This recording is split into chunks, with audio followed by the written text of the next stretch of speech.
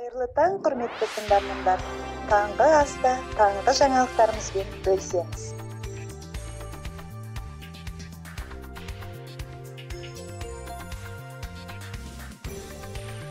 11 мамыр күні қоғамдық көлік саяжайға дейін жүрмейді деп хабарлайды Павлодар әкімдігі.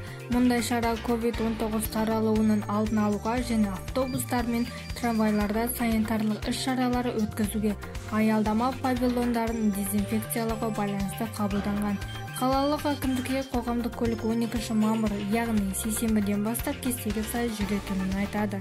Жеке автокөлік пен саяжай учаскелеріне кестеге сәйкес баруға болады. Сәуір айының ортасынан бастап Павлодар облысына Working компаниясы қызметкерлерінің қансорғыштар қақасы өңдеу шараларын қоғамдық кеңес мүшелері, облыстық, қалалық және аудандық мәслихат депутаттары, блогерлер, бұқаралық ақпарат құралдары өкілдері қадағалайды. Бүгін қоғамдық кеңес өкілдері маса деннәсілдерін өңдеу кезеңдерінің бірін бақылап отырды. Қоғамдық ұйымдар Теплая өзенінің жайылмасына болып, пактицид биологиялық препаратының көлеміне көз жеткізді және маса дернәсілдерін жоюға арналған препараттың қиылуын көрді.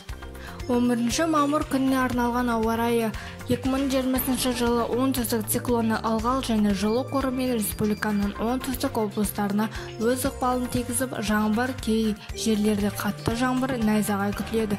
Желдің күшеюі, дауыл, бұршақтың түсуі ықтимал.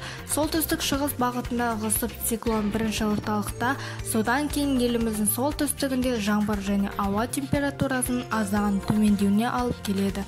Тек солтүстік шығыс пен шығыста антициклон сілемінің ықпалынан ауа райы шуақты, жауын-шашынсыз сақталады. Ал енді әлем бойынша ақш-тағы ауа райы туралы айта кетейін. Нью-Джерси және Пенсильвания штатында күн суытып, ауа температурасы күрт төмендеген деп хабарлайды Хабар 24. Нью-Йорктың орталық саябағында да қар ұшқындады. Елде мұндай жағдай соңғы рет 43 жыл бұрын, яғни 1977 жылы болған екен.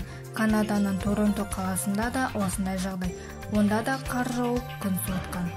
Осымен біздің таңғы жаңалықтарымыз өз мәресіне жетті. Келесі кездескенше сау болыңыздар. Келесіде одан да қызықты жаңалықтар болады.